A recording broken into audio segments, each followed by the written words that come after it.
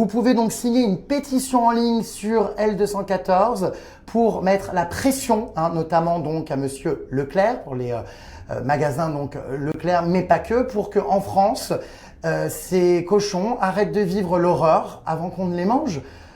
Voilà, je pense que c'est encore un autre débat après à la consommation de viande, mais en tout cas pour ceux qui la consomment, franchement, ce serait peut-être bien que les animaux n'agonisent pas, ils ne souffrent pas comme ça et qu'ils aient des conditions de vie quand même plus décentes. Donc il y a une pétition qu'on peut signer, voilà, je mets le lien et c'est important. Merci beaucoup.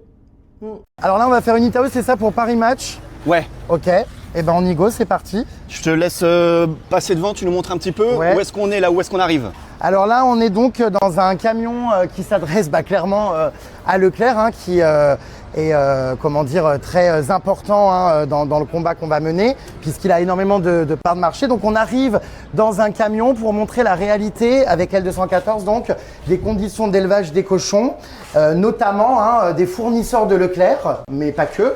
Et on est en fait dans un espace qui est très désagréable, dans lequel on m'a demandé de venir en immersion aujourd'hui, parce que c'est vrai que moi, alors je suis pas végane ni végétarien, j'ai toujours été très sincère et honnête là-dessus, mais pour autant je suis pas fermé à m'éveiller et à découvrir l'envers du décor.